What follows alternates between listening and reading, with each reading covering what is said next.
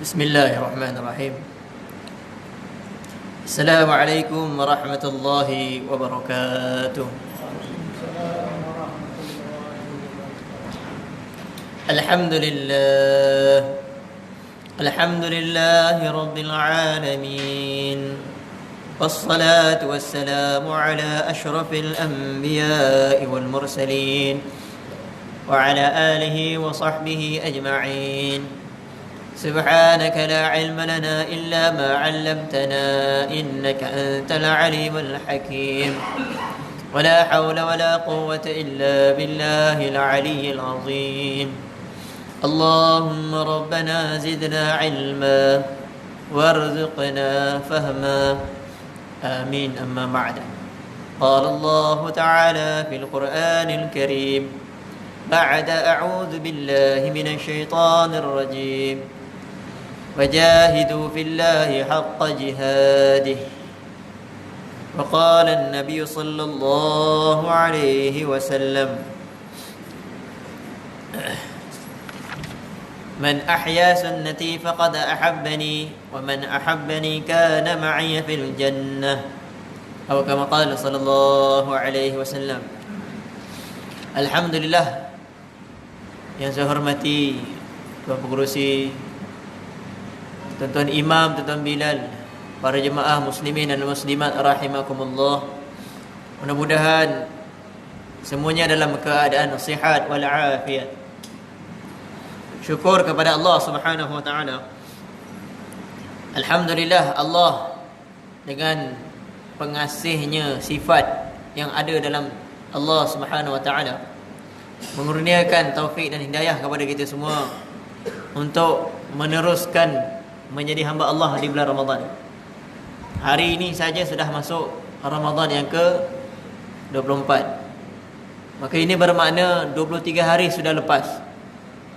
Sebagai orang beriman, kita kena berharap semoga Allah terima amal kita yang lepas. Dan pada masa yang sama kena takut amal kita tidak diterima oleh Allah.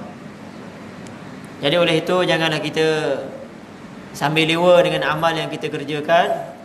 Bahkan kita kena semakin bersungguh-sungguh ke akhir Ramadan. Boleh jadi inilah Ramadan yang terakhir buat kita semua. Jadi oleh itu orang beriman dia tak akan tenang dengan amal yang dikerjakan, kerana dia tak tahu amal ni diterima ataupun tidak. Hanya orang yang tenang beramal ni orang munafik saja. Jadi oleh itu kita ni kena berusaha untuk jadi orang yang benar-benar beriman. Maka oleh itu pastikan Ramadan yang berbaki dari Ramadan ini ialah amal yang kita usahakan sungguh-sungguh. Mudah-mudahan Allah beri taufik kepada kita dapat amal. Para jemaah yang saya hormati, hari ini saya nak kongsikan tentang tazkirah Ramadan, bulan jihad. Saya nak cerita pasal jihad sikit. Tapi bukan suruh pergi perang, bukan. Jihad ada kupasan yang saya ingin kongsikan. Para jemaah yang saya hormati, muslimin dan muslimat rahimakumullah, bulan Ramadan ini adalah bulan ibadat. Tetapi bukan hanya semata-mata ibadat, tapi dia adalah bulan tambah amal ibadat. Sebagai contoh, orang ramai baca Quran hanya Ramadan je. Kan ada orang tanya, bulan Ramadan ni nak berapa kali khatam? Maka jawapannya, setiap bulan kena khatam. Kalau mampu. Kalau tak boleh, setiap bulan kena usahakan jangan ada tinggal Quran. Jadi bukan Ramadan je baca Quran, tetapi dia jadi nilai lah. Mana siapa yang boleh baca Quran bulan Ramadan, automatik lepas Ramadan dia boleh baca Quran. Tu dia punya ilmu dia. Tapi bukan maknanya amal ni hanya Ramadan. Amal sepanjang tahun. Jadi Ramadan bukan bulan untuk beramal, tapi bulan untuk tingkatkan amal. Jadi salah lah siapa kata, oh aku nak puluh ni, nak semua, nak buat benda semua, Ramadan je buat. Maka dia akan berhenti beramal sesudah selesai Ramadan. Maka oleh itu, sebab tu tajuk yang saya bawa adalah Ramadan bulan jihad. Dan sememangnya dalam sirah Nabi SAW, kalau kita baca sejarah Islam, antara peperangan yang pernah berlaku di bulan Ramadan ialah bulan Perang Badar. Perang pertama dari Islam. Perang Badar berlaku 17 Ramadan tahun 2 Hijrah. Orang Islam zaman kita hari ni nak beramal pun malas, betul tak? Bukan orang lain lah, diri saya sendiri. Kita bila awal tu okey, momentum beramal tu okey, cantik. Tarawih penuh. Lepas tu mulai rajin pula nak tadarus. Kemudian subuh penuh sampai keluar kan. Ramai betul awal-awal Ramadan. Bila makin hujung, mana pergi orang-orang ni? Memanglah kot dia buat tarawih tempat lain. Dia buat tarawih dekat tu pasar raya, okeylah. Dia buat tarawih kat Jalan Tar, harap-harap begitu. Sambil-sambil beli belah dia buat tarawih sana. Mana tahu, jangan sangka buruk Jangan sangka buruk kawan-kawan kita. Kok dia buat tarawih sana, mana tahu. Kemudian saya nak sentuhnya, sahabat Ramadan bukan beramal, siap perang lagi. Dan perang pula jumlah yang mereka lawan bukan sedikit, ramai. Kalau perang Badar, bilangan orang Islam hanya 313. Ini mengikut satu pendapat. Ada kata 340 orang. Tak apalah, yang penting sikit dia berbanding orang kafir. Orang kafir 1000 orang. 1000 lawan 300. Kalau fikir logik menanglah orang kafir. Tapi tidak. Orang Islam menang. Antara lagi peristiwa yang berlaku di bulan Ramadan, iaitu Fatah Mekah. Fatah Mekah berlaku 19 Ramadan tahun 8 Hijrah. Nabi masuk Madinah, Nabi keluar daripada Madinah 10 Ramadan sampai ke Mekah 19 Ramadan, masuk Mekah. Dan hari masuk Mekah tidak ada peperangan. Masuk dengan aman damai. Itu bulan Ramadan. Dan Nabi daripada Madinah ke Mekah berjalan kaki. Puasa tu berapa dekat, berapa jarak antara Mekah Madinah. Siapa pernah pergi umrah dia tahulah. Rajin ke kita nak jalan kaki daripada Madinah ke Mekah tu? Tak ada siapa pun, semua nak naik kenderaan. Kalau boleh nak kereta ada tak yang paling cepat, ada tak? Kalau pergi musim haji kan, kan semua lambat, semua slow je. Jadi oleh itu para jemaah yang saya hormati, berbanding dengan kita ni jauh dengan Nabi SAW dan para sahabat. Sahabat bulan Ramadan bukan beramal, perang. Kita jangankan nak perang, beribadat pun slow, lemah je beribadat. Jadi jihad kita bulan Ramadan adalah bersungguh-sungguh beramal. Jadi oleh itu para jemaah yang saya hormati, muslimin dan muslimat rahimakumullah, kita kena pastikan diri kita bertambah amal. Lagi hujung, lagi banyak amalnya. Dan amal kita dikira di hujung. Sebagaimana riwayat daripada Sayyidatina Aisyah radhiyallahu anha, Nabi beritahu, innamal a'malu bil khawatim. Hadis riwayat Imam Ibn Hibban. Amal itu dikira di hujung. Kalau hujung ada tarawih, adalah sepanjang bulan. Kalau ada sedekah hujung Ramadan, adalah sedekahnya. Kalau dia punya hujung Ramadan ada qiyamul lail, ada tahajud, ada beramal, maka akan dikira sepanjang Ramadan begitulah. Dia dikira di hujung. Namun malangnya kita hujunglah paling banyak hilang. Hujunglah banyak kita pergi alasan nak buat tu, nak buat ni, sibuk dengan perayaan. Jangan kita buat macam tahun lepas ya. Tahun lepas adalah tahun yang menyedihkan. Maksudnya bila hujung Ramadan memanglah kita terkejut dengan raya tu. Sebenarnya tak, bagi orang Islam tak berlaku terkejut tu. Sebab kita memang sentiasa bersedia bila nak raya. Dan raya kita orang Islam bukanlah dengan seronok pesta macam orang bukan Islam. Kita sambut Syawal dengan bersyukur sebab habis sempurna Ramadan. Tapi apakan daya, ada sebahagian kita orang Islam, dia bukan pentingkan Ramadan, dia pentingkan Syawal. Sebab tu dia marah dengan mufti. Apa mufti tak boleh tahu ke tarikh tepat bila nak jatuh 1 Syawal? Marah mufti. Mufti pun manusia biasa, mana dia tahu waktu bila anak bulan nampak. Jadi oleh itu para jemaah yang hormati, kita ni jadilah orang yang benar beriman. Maka Ramadan tu yang kita tumpu, bukan Syawal. Dan satu lagi peristiwa yang berlaku di bulan Syawal pun perang juga. Perang apa yang berlaku bulan Syawal? Perang Uhud tahun 3 Hijrah. Tadi bulan Ramadan perang, bulan Syawal pun pergi perang. Itulah sahabat radhiyallahu anhum. terbalik dengan kita. Kita ni banyak berlawanan dengan apa yang dibuat oleh Nabi dan para sahabat radhiyallahu anhum. Dan jihad yang kita faham hari ni, kebanyakan orang faham adalah perang. Tak ada ramai yang, kalau kita tanya, apa kamu faham pasal jihad? Perang apa lagi? Yang ni kita kena betulkan. Jihad bukanlah perang. Jihad adalah menegakkan agama. Maka setiap perkara yang bertujuan untuk menegakkan agama Allah ni dipanggil jihad. Sebagai contoh, kita datang berjemaah nak semayang Zuhur, ini tujuan nak menegakkan syiar sebagai orang Islam, wujudkan sembahyang zuhur berjemaah, maka itu juga dipanggil jihad. Sebab boleh je kita sembahyang zuhur kat rumah, betul tak? Boleh je sembahyang zuhur bersama adik keluarga kita kat rumah, sembahyang zuhur juga, berjemaah juga. Tapi kita datang rumah Allah, sebab nak tegakkan agama Islam tu mesti di rumah Allah, maka kita juga dipanggil berjihad. Jadi tak semestinya pergi perang tu jihad. Yang ni kita kena betulkan kefahaman masyarakat kita. Dan kalau kita lihat pun dalam sejarah Islam, sebagaimana yang dikatakan oleh Syekh Umar Palampuri rahmatullahi alaih dalam kitab yang dikarang oleh beliau, beliau kata, kita ni kalau nak faham makna jihad sebenar, kena faham ikut apa yang Nabi beritahu kepada sahabat. Dalam semua peperangan yang Nabi hantar para sahabat, perkara pertama yang Nabi akan pesan kepada sahabat untuk berjihad bukanlah pergi bunuh orang kafir semata-mata, bukan. Kebanyakan orang kita hari ni pantang orang kafir, apa-apa kan agama kita, semua kita bakal melenteng dan cepat nak pergi bunuh dia. Kita kata halal darah dia. Sabar dulu. Kita kena tengok bagaimana sejarah Islam. Zaman Nabi SAW, bila Nabi hantar sahabat untuk pergi mana-mana tempat untuk berlakunya peristiwa perang, mula-mula sekali Nabi akan pesan pada sahabat adalah mengajak mereka beriman kepada Allah dahulu. Kalau mereka bersedia beriman kepada Allah, maka mereka jadi orang Islam. Darah mereka sama macam darah orang Islam, tak boleh. Kena jaga harta dan maruah mereka.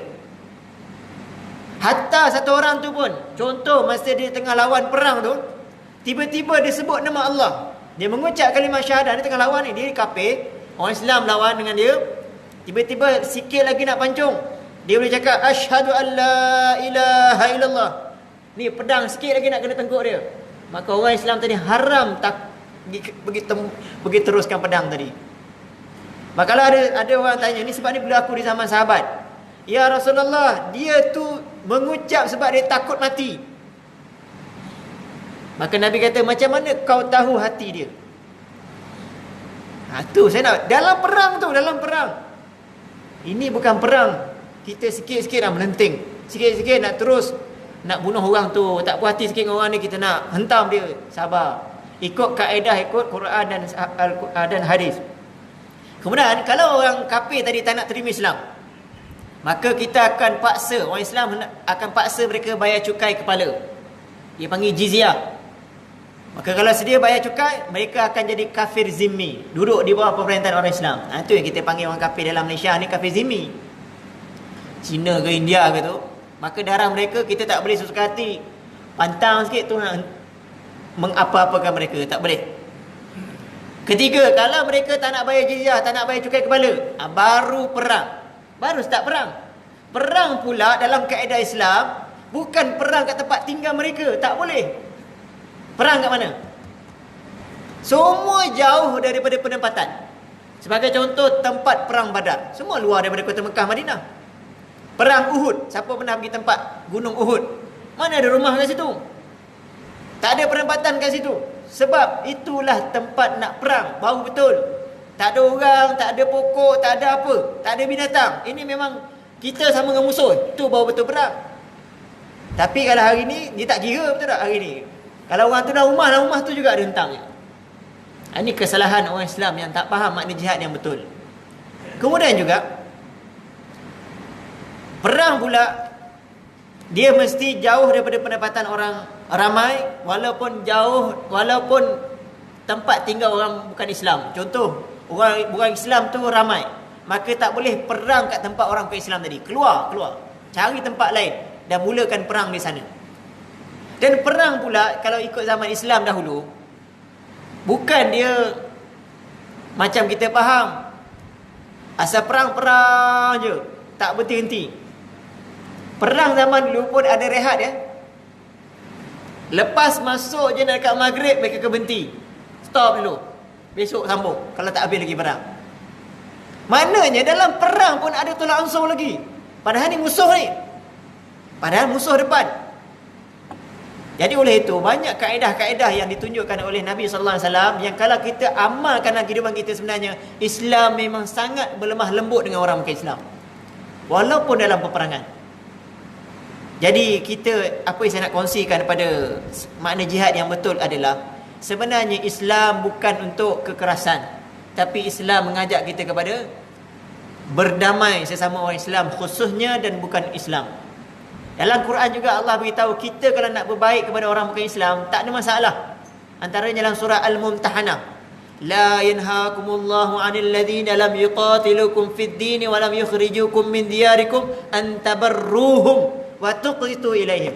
Allah tak larang kamu daripada berbuat baik dengan orang yang tak memerangi kamu, yang tak lawan kamu, yang tak halau kamu. Maka kalau dia orang ni kafir ni okey, baik, maka kamu boleh buat baik dengan mereka. Sebagai contoh, di sini mungkin ada jiran-jiran yang bukan Islam. Kan ada kan di sini? Jadi bila kita ada jiran-jiran yang bukan Islam, kita sebagai orang Islam tunjukkan yang kita ni jihad apa dia? Kita buat baik. Ni perintah Allah dalam Quran. Tabarruhum, buat baik kepada orang kafir yang tak mencela agama kita lah. Yang dia tak ada masalah, dia hormat kita, kita puasa pun dia hormat, dia pun tanya khabar, tak balik kampung ke? Contoh kan. Kampung mana apa semua saja tanya khabar, dah buka puasa ke? Pergi tarawih ke? Saja sembang kita. Padahal dia tahu je apa yang kita buat. Jadi oleh itu para jemaah yang saya hormati, dalam Quran kalau dengan orang kafir pun kita disuruh untuk berbuat baik, bagaimana dengan orang Islam tu sendiri? Orang Islam sama orang Islam sendiri. Lebih malang hari ini ialah orang Islam sama orang Islam bergaduh. Bila orang Islam sama-sama orang Islam bergaduh, maka jawapannya Allah akan tarik rahmat daripada orang Islam, dan orang Islam akan jadi lemah dan akan dipandang hina oleh orang Islam. Dalilnya surah Taubah juzuk 11. Allah kata apa? Wa atiullah wa rasulahu wa la tanaza'u. Muka surat kedua, juzuk 11. Allah kata jangan kamu berbantah-bantah orang Islam, sama-sama kamu jangan bergaduh. Kerana bila kamu bergaduh, fatafshalu, kamu akan jadi lemah. Wa tashabari hukum, akan hilang kekuatan kamu. Orang kafir tak akan respect lagi orang Islam. Orang kafir akan pandang hina walaupun kita berpuasa, walaupun kita bertarawih, walaupun kita qiyamul lail. Tapi sebab sama-sama kita bergaduh. Datang surau berjemaah tapi orang ni tak mengang orang ni. Orang ni benci orang ni, orang ni kutuk orang ni. Orang ni memalukan orang ni. Maka sampai bila-bila pun orang Islam tak ada kekuatan, Allah akan biarkan orang Islam diperkotak-katikkan oleh orang bukan Islam. Maka oleh itu para jemaah yang saya hormati, kalau dengan orang bukan Islam pun kita disuruh berbuat baik, bagaimana dengan orang Islam itu sendiri? Lebih-lebih lagi lah kita dituntut untuk berbuat baik. Maka selain daripada makna jihad, kita bukan perang, ialah kita kena sama-sama dengan orang Islam berbaik, khususnya di bulan Ramadan ini. Kan ada hadis riwayat daripada Sayyidina Abu Hurairah radhiyallahu anhu yang diriwayatkan oleh Imam Bukhari pasal puasa. Fa idza kana yaumu shaumi ahadikum fala yarfus wala yaskhab. Bila kamu berada pada hari yang kamu berpuasa, janganlah dia berkata keji dan jangan bergaduh. Ni Nabi beritahu, hadis sahih riwayat Imam Bukhari. Jangan berkata keji. Keji ni termasuklah mengumpat, mencela, menghina, komplain makanan, termasuk juga menipu. Ini satu pesanan saya nak beritahu pasal tipu ni. Nabi SAW bersabda pasal menipu ni, man lam yada' qawla zur wal amala bihi wal jahla falaysa lillahi ajatun ay yada'a ta'amahu wa syarabahu. Barang siapa yang tidak tinggal tipu, dan dia masih lagi melakukan tipu, dan dia tak tinggal lagi perkara kejahilan, maka Allah tak berhajat sikit pun dengan dia tinggalkan makan minum dia. Maknanya dia puasa, tapi sebab tipu Ramadan, Allah tak terima puasa dia. Dan kita jangan ingat tipu ni berlaku mudarat baru dikira tipu. Kadang-kadang tak ada mudarat pun dikira tipu juga. Sebagai contoh, ni bulan Ramadan. Saya bagi contoh bulan Ramadan. Kita pergi bazar Ramadan, kita beli makanan. Saya tak pasti dekat Syalan ni apa menu yang sedap. Tak kisahlah beli apa pun. Jadi kita beli makanan. Mungkin sini ada glamour tepung pelita kot. Tepung pelita banyak jenis kan. Ada tepung pelita pajarah ada. Sini mungkin nama lain kot, wallahualam. Tapi kita beli makanan. Okey, bila kita keluarkan duit RM50 misalnya. Kita beli sikit je. Maka tuan punya kedai, tuan punya jual makanan, dia pun tanya, "Bang, tak ada duit kecil ke?" Biasanya orang akan jawab apa? Dia terus laju mulut kata, "Oh, tak ada lah." Kalau betul duit tak ada, duit kecil tak ada dalam poket dia, selesai masalah. Tapi kalau ada duit kecil tapi tak nak keluarkan duit dia, sebab dia tak nak susahkan diri dia, maka dia telah menipu di bulan Ramadan. Allah sikit habuk pun tak peduli dengan puasa dia. Itu benda sikit je, kecil je. Itu belum campur tipu pasangan, tipu anak-anak, tipu kawan, tipu orang, tipu kawan tempat kerja, tipu kenalan, tipu macam-macam jenis tipu bulan Ramadan. Semua Allah tak akan terima puasa mereka. Jadi oleh itu takut dengan Allah pasal tipu ni.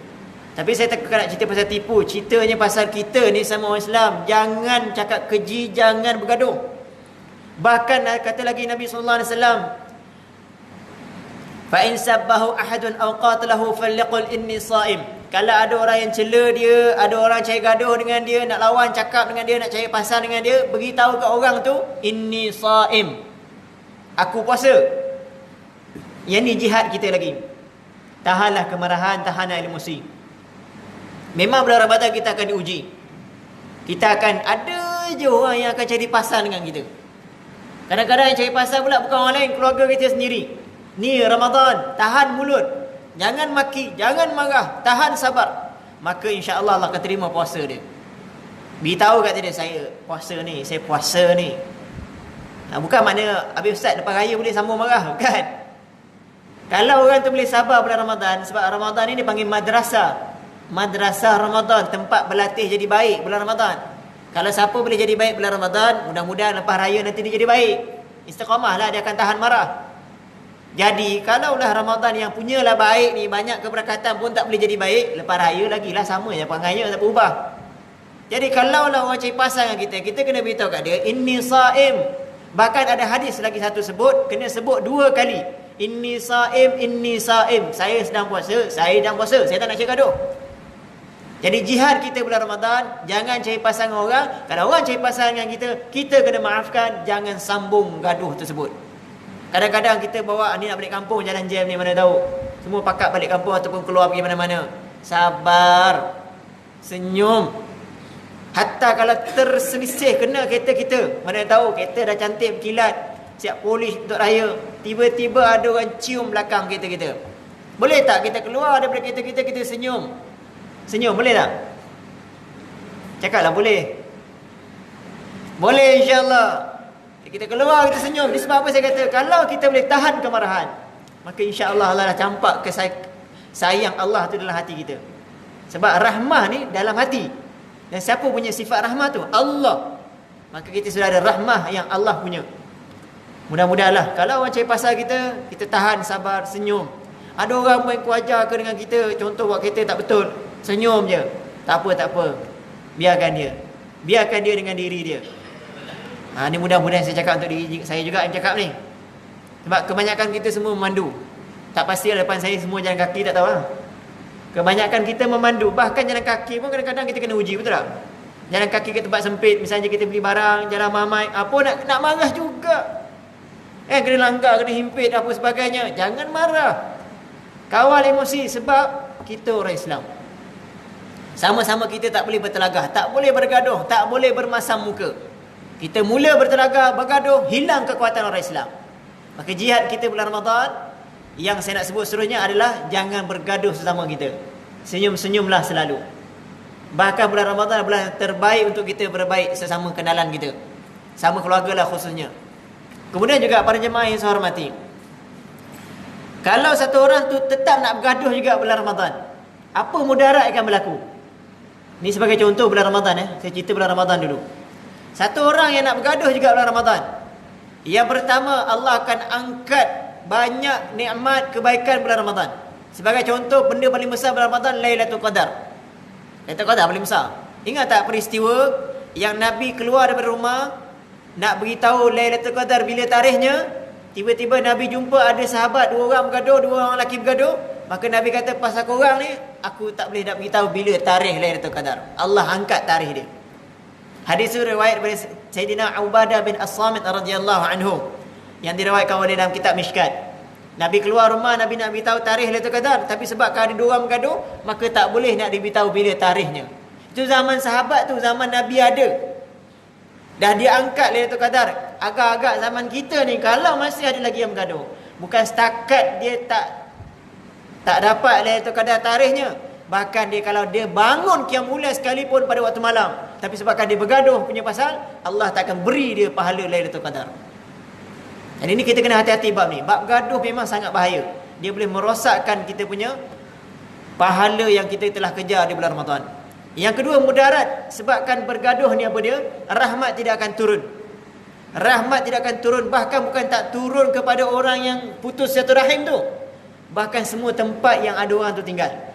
Sebagaimana hadis yang diriwayatkan oleh Abdullah bin Abi Aufa, Nabi SAW bersabda, "Inna rahmata la tanzilu ala qaumin fihim qati'u rahimin." Hadis riwayat Imam Bukhari dalam kitab Al-Adabul Mufrad. Kata Nabi SAW, rahmat tak akan turun kepada sesuatu tempat yang mana ada di kalangan mereka orang yang putus silaturahim. Jadi contohlah, na'udzubillah min zalik, minta lindung Allah. Sebab kena minta lindung Allah. Kadang-kadang rahmat tak turun, tempat tu jadi macam tak selesa, tension, stres je duduk sebab itu. Rupanya mesti ada orang putus satu rahim. Salah satu sebab dia. Jadi bukan dia punya seorang je dapat bahana, satu tempat tu akan dapat kesan. Na'udzubillah min zalik. Sebab tu kita kena cuba berbaik juga dengan kenalan-kenalan kita siapa-siapa, khususnya adik-beradik kita, kawan kerabat kita.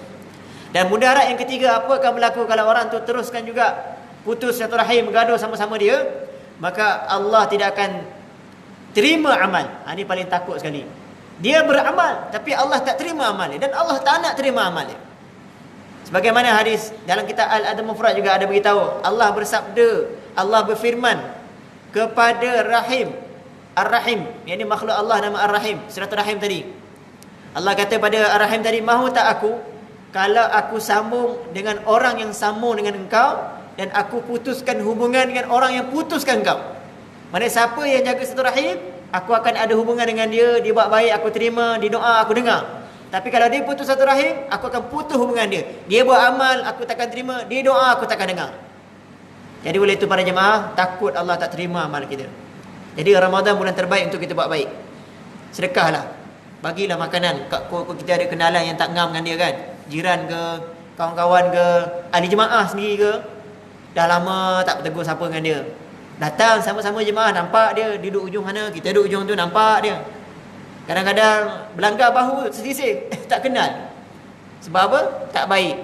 Maka bulan Ramadan ambil peluang, beri sedekah. Dan dengan sedekah beri makan ni juga salah satu boleh menyejukkan hati. Kaedah untuk berdamai juga beri makan. Ada seorang sahabat, dia mengadu pada Nabi SAW. Hadis riwayat pada Sayyidina Abu Hurairah. Ada satu hadis, Sayyidina Abu Hurairah cerita, ada orang lelaki tu datang jumpa Nabi, "Ya Rasulullah, saya punya hati ni keras sangat. Tak tahulah hati saya ni qaswata qalb. Hati keras. Tak boleh terima nasihat, tak boleh terima pandangan orang, tak boleh macam-macam sebab tak kena, hati keras." Maka Nabi kata, Nabi ajar sahabat ni, kalau kamu nak hati kamu dilembutkan oleh Allah, in aradta ayyalina qalbuka, kamu nak hati kamu dilembutkan, fa'at'imil miskin, beri makan kepada orang miskin, wamsah ra'sal yatim. Dua perkara Nabi sebut dalam hadis ni. Yang pertama, beri makan kepada orang miskin. Yang kedua, sapu, usap kepala anak yatim. Sebab tu usap kepala anak yatim sunnah Tapi jangan genyeh kepala dia macam tu pula. Bantahnya mana anak yatim pun semua nak pergi gosok kepala. Kalau ada 10 orang, 10 orang pergi gosok. Bukan. Maksudnya kita berbaik dengan anak yatim. Kita sayang anak yatim. Walaupun dia perangai nakal, tak apa. Dia anak yatim. Sebab Nabi sayang anak yatim. Ni kalau orang ada hati keras ni. Kalau kita pun ada kenalan-kenalan, kawan-kawan yang hati keras ni, beritahu kat dia, kau bagilah makan. Pergi bagi makan. Sedekah kat surah ni, buka puasa ni. Taja orang buka puasa. Kau dapat pahala orang buka puasa, kau hati akan dilembutkan. Yang kedua, pergi cari anak yatim. Jaga mereka, sayang mereka, belai kepala mereka. Usap lembut-lembut kepala mereka. Jadi mudah-mudahan hati itu jadi lembut. Sebab kebanyakan orang Islam hari ini nampak je beramal, nampak je semayang, nampak je pergi tarawih, tadarus, tapi hati keras. Hati keras. Buktinya keras apa dia? Ayat Quran yang dibaca sikit pun tak sentuh hatinya. Dalam Quran banyak cerita pasal buat baik dengan anak yatim kan. Kita buat baik kepada orang lain, buat baik pada mak bapak, buat baik kepada keluarga, dan macam-macam lagi ayat. Tapi tak ada sikit pun sentuh hati. Sebab apa? Hati itu dah keras. Jadi oleh itu para jemaah yang saya hormati, mudarat tiga-tiga saya sebut tadi, puncanya putus silaturahim, bergaduh sama orang Islam. Maka jihad kita di bulan Ramadan adalah berbaik sesama kita, berdamai, dan memang Islam menggalakkan kita berdamai. Contoh surah Al-Hujurat ayat 10. Innamal mu'minuna ikhwatun fa aslihu baina akhawaykum. Orang beriman tu dia bersaudara. Kita ni semua orang Islam, ni semua saudara. Walaupun kita mungkin pertalian darah tak ada kena-mengena, mungkin keturunan lain-lain, ini Banjar, Jawa, Minang, Melayu, Cina ke apa ke, lain-lain, tak ada masalah pun. Kita orang Islam beriman, ikhwah, saudara. Tetapi Allah kata, orang beriman dia bukan semata-mata cakap dia saudara. Fa aslihu baina akhwaikum, damaikan sama dua orang. Kalau ada orang bergaduh sama-sama kita, kita jadi orang tengah, damaikan. Dalam kitab Al-Adab Mufrad, Imam Bukhari ada bawa hadis yang membenarkan yang Nabi beritahu boleh tipu orang yang sedang bergaduh. A dengan B bergaduh, kita jadi orang tengah, kita boleh menipu. Tipu tu tak dosa. Nabi kata tu bukan tipu yang dapat dosa. Dia pergi cakap dekat A, B ni minta maaf, dia mengaku salah, padahal B tak cakap pun. Dia pergi kat B pun cakap benda yang sama. Maka perbuatan itu dibenarkan dalam Islam, bahkan dapat pahala kalau mereka berdamai semula. Kalaulah ada orang bergaduh disuruh kita berdamai, kita sendiri bergaduh macam mana? Orang bergaduh, kita disuruh berdamai. Allah kata tadi yang Quran kan, fa aslihu baina akhwaikum. Kamu tengok ada dua orang tak ngam, tak baik, jadi orang tengah, pergi damaikan mereka. Kalau kita sendiri bergaduh, ni yang susah kan. Kita tak boleh terima, kata aku tak boleh terima dia, tak boleh. Tengoklah aku tuntut ke akhirat. Kan kata-kata begitu. Ini semua kata tak betul.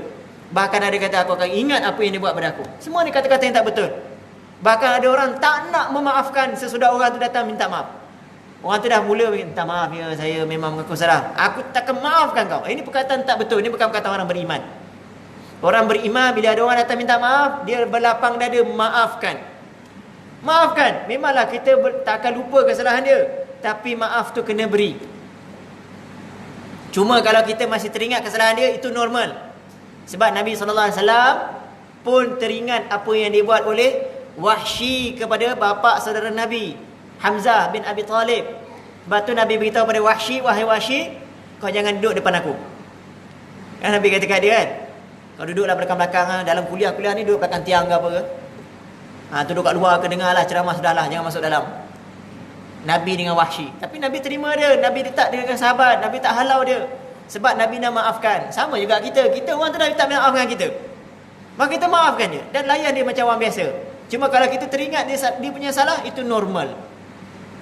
Kadang-kadang sampai kesudah kita ingat lagi dia punya salah. Nak buat macam mana? Sebab kita manusia. Nabi pun boleh teringat, kita lagi lah akan teringat. Kemudian juga para jemaah yang saya hormati, antara lagi jihad yang perlu kita buat di bulan Ramadan adalah jihad berbakti kepada mak bapak. Yang ni pun sebenarnya anak-anak kena dengar hadis ni. Ada sebuah hadis riwayat daripada Sayyidina Abdullah bin Amr radhiyallahu anhuma. Ada satu orang lelaki datang jumpa Nabi, dia minta izin nak pergi berjihad. Maka Nabi tanya dia, mak bapak kamu masih hidup tak? Maka jawab lelaki tu, ya mak bapak saya masih hidup. Maka Nabi kata kat dia, fafihima fajahid. Kamu pergi balik berjihadlah untuk mereka. Hadis riwayat Imam Bukhari dan Imam Muslim rahmatullahi alaihim, hadis sahih. Jadi daripada hadis tu kita boleh faham, jihad ni sebenarnya bukanlah semata-mata pergi perang macam saya kata tadi, bukan. Asalnya menegakkan agama Allah, maka semua dipanggil jihad. Masuk juga kita datang sembahyang berjemaah ni pun dipanggil jihad. Puasa sebab kita nak tegak agama Allah pun dipanggil jihad. Tapi dalam puasa pun ada benda jihad lagi yang kita kena buat. Sebagai contoh tadi beritahu, jangan bergaduh, tahan marah. Yang kedua seterusnya saya nak cerita adalah jihad kita berbakti kepada mak bapak bagi mereka yang masih memiliki mak bapak. Takutlah kita yang masih memiliki mak bapak tapi dia tak buat apa-apa pun pada mak bapak dia. Hadis masyhur yang diriwayatkan oleh Sayyidina Ka'ab bin Ujrah, riwayatkan Imam Hakim. Dalam hadis tu Nabi naik 3 tangga. Bisa dengar kan? Nabi naik tangga 1, Nabi kata amin. Naik tangga 2, kata amin. Naik tangga 3, amin. Maka Nabi turun, Nabi sahabat tanya, ya Rasulullah, kenapa kami dengar benda yang kami tak pernah dengar hari ni? Pelik sangat ni tiba-tiba naik tangga kata amin. Memang kena kata amin ke? Maka Nabi beritahu ada malaikat Jibril datang. Yang pertama kata malaikat, ba'uda man adraka ramadhana falam yughfar lahu. Celaka mereka yang bertemu Ramadan tapi tak diampunkan dosanya. Ini saya nak cerita ni. Biar kita beramal sampai akhir Ramadan, sebab keampunan dosa tu di hujung Ramadan, bukan di awal. Bukan pengampunan dosa di hujung. Kalau kita hanya awal je beribadat, hujung Ramadan tak ada, maka kita tak akan dapat keampunan Allah. Celakalah. Maka kata Nabi, amin. Yang kedua, ba'uda man zukirta indahu falam yusalli alaik. Celaka mereka yang namamu disebut tapi dia tak berselawat kepada Nabi. Bulan Ramadan kita paling banyak selawat, sebab tarawih kita diiringi dengan selawat. Dan sini pun ada selawat kan. Kebanyakan masjid-masjid dalam Selangor semua ada selawat. Jadi bila selawat, selawatlah dengan betul, barulah kita akan dikira berselawat kepada Nabi. Sebagai contoh disebut Allahumma salli ala Muhammad, maka sebutlah dengan betul sallallahu wasallam alaihi. Bukan dengan hujung-hujung jangan. Dia jadi main-main selawat. Satu lagi pembetulan, mungkin sini dah sebut dengan betul kan, mana tahu. Biasa kita dengar Al-Badrul Munir Muhammad, kan ada orang sebut. Perkataan tu sepatutnya kena sambung. Al-Badrul Munir Muhammadun sallu alaihi. Kemudian baru makmum jawab sallallahu wasallam alaihi. Kalau dia berhenti pada Al-Badrul Munir Muhammad, tiba-tiba makmum yang jawab sallu alaihi, salah dan sangat-sangat salah. Terjemah sallu alaihi apa dia? Hendaklah kamu berselawat kepada Nabi. Tadi bila sebut Al-Badrul Munir Muhammad, kemudian tiba-tiba bila kata sallu alaihi, hendaklah kamu berselawat. Soalan saya, siapa yang selawat? Bila makmum yang sebut ni, bukan bila sebut sallu alaihi tu. Jadi soalannya, siapa yang kena selawat lepas tu? Imam. Itu yang salah tu. Maka sebab tu kalau nak sebut Al-Badrul Munir Muhammadun sallu alaihi, barulah makmum jawab sallallahu wasallam alaihi. Ni kena betulkan ni. Kalau di sini buatlah. Saya tak pasti ada sebut tak. Kalau tak ada, selamat. Kalau tak sebut Al-Badrul Munir, dia selamat. Cuma yang kedua, bila dengar nama Nabi disebut, selawat. Paling kurang Allahumma salli ala Muhammad, cukup. Lagi panjang lagi baguslah. Yang ketiga, kata Nabi, kata malaikat Jibril, ba'udaman adraka abawahul kibar indahu falam yudkhilahul jannah. Celakalah mereka yang ada mak bapak, sama ada dua-dua masih hidup atau salah seorang yang sudah tua di sisinya, tapi tak menyebabkan dia masuk ke syurga Allah. Yang ni paling takut, kita sama-sama kena takut. Bagi mereka ada mak bapak, dia ada mak bapak tapi dia buat tak tahu dengan mak bapak dia. Dia tak khidmat, tak jaga hati, tak jaga perasaan, tak ada bagi apa-apa pada mak bapak dia. Maka dia hidup ada mak bapak, tapi dengan dia ada mak bapak tu lagi senang dia masuk neraka Allah. Na'udzubillah min zalik. Balik pada hadis tadi, Nabi kata, kamu ada mak bapak, sahabat kata tadi, kau pergi balik jihad dulu kepada mak bapak kamu. Maka apa jihad pada mak bapak?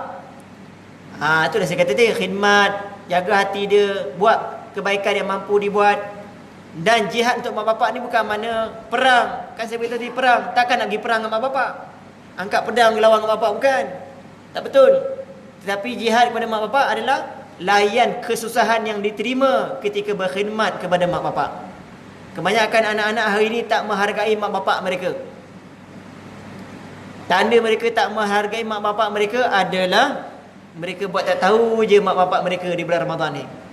Kadang-kadang ada kan mak ayah terkilan, anak-anak tak balik pun. Takkanlah sehari pun tak boleh balik. Takkanlah tak boleh ziarah.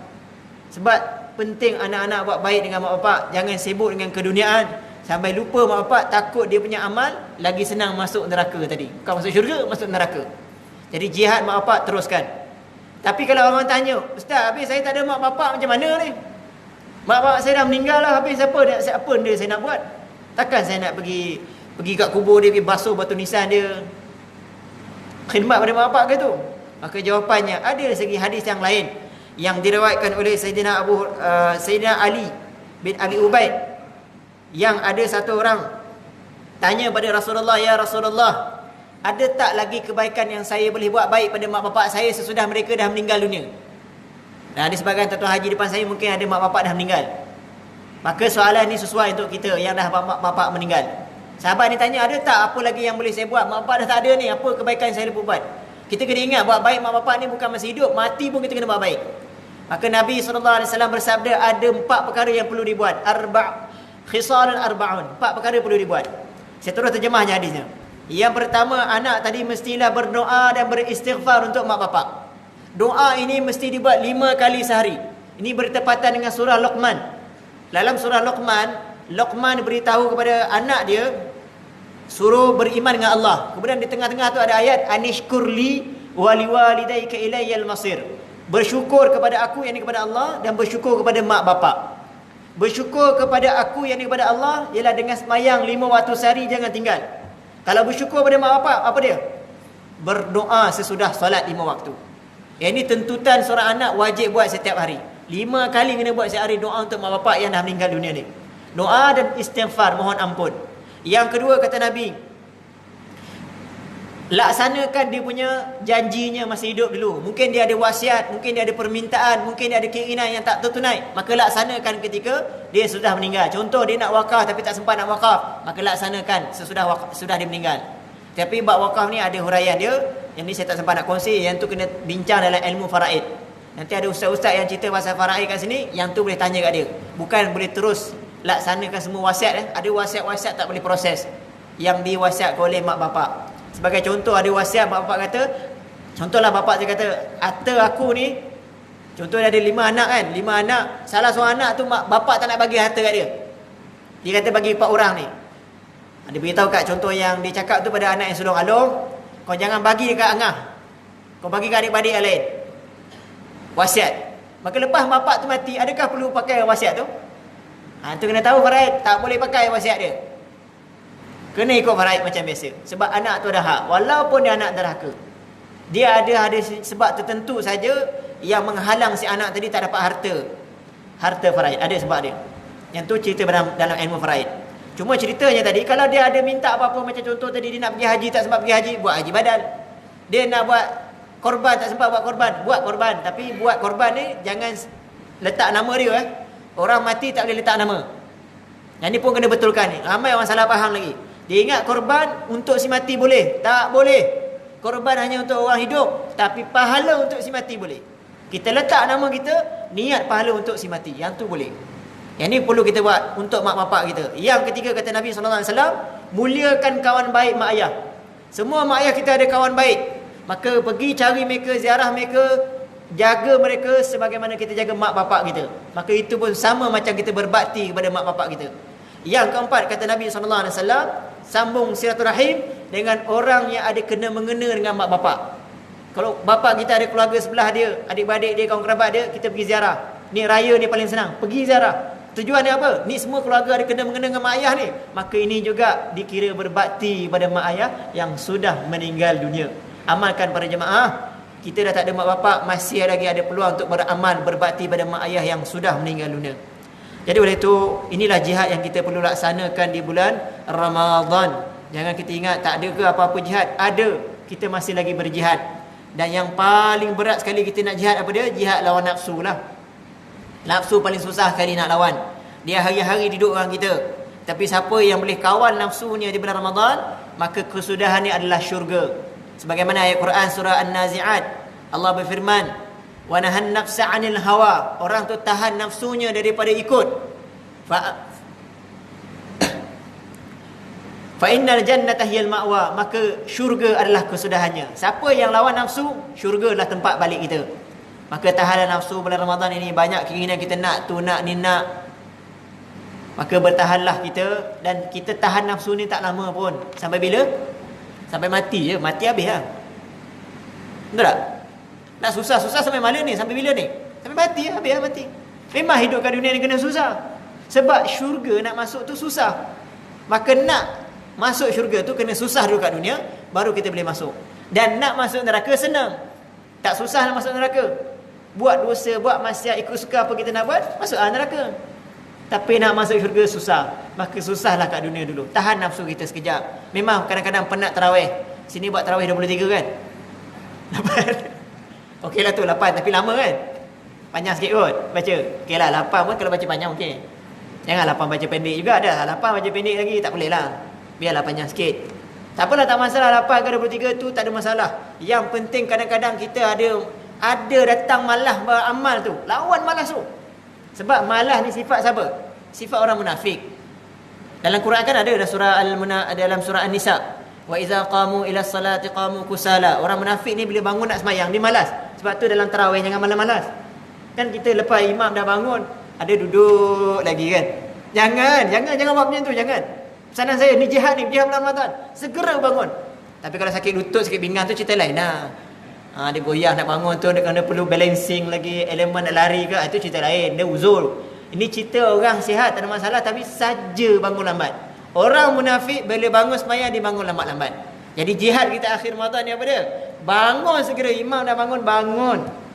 Termasuk juga sembahyang fardu bila iqamat sudah dilaungkan. Last kali qad qamatis solah, dah kena bangun segera penuhkan saf. Ini ada orang yang dah imam sebut lurus dan rapatkan saf, dia masih lagi duduk santai. Ini perangai yang tak betul. Jadi ubah jihad kita lawan nafsu. Mudah-mudahan kita tekan nafsu kita nak santai-santai tu, susah payah bulan Ramadan, Allah kita beri kita ganjaran pahala yang banyak. Jadi saya cukuplah sampai situ. Mudah-mudahan Allah beri taufik kepada kita dapat amal. Mudah-mudahan mana tahu ini Ramadan terakhir kita buat sungguh-sungguh sampai akhir Ramadan. Mudah-mudahan Allah terima amal kita. Ini juga dikira pahala jihad, dan pahala jihad sangat besar di sisi Allah. Wallahu a'lam. A'udzubillahi minasyaitonir rajim. Bismillahirrahmanirrahim. Alhamdulillahirabbil alamin wassalatu wassalamu ala asyrafil anbiya wal mursalin wa ala alihi wa sahbihi ajma'in. Allahumma inna na'udzubika min 'ilmin la yanfa', min qalbin la takhsha', min nafsin la tashba', min da'watin la yustajabu laha. Allahumma arinal haqqa haqqan warzuqna ittiba'ah wa arinal batila batilan warzuqna ijtinabah.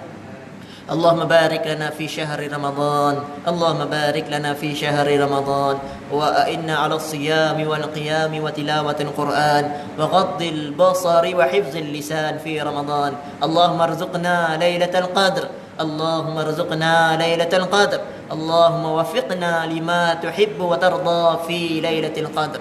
وصلى الله على سيدنا محمد وعلى اله وصحبه اجمعين والحمد لله رب العالمين. سبحانك اللهم وبحمدك اشهد ان لا اله الا انت استغفرك واتوب اليك. السلام عليكم ورحمه الله وبركاته.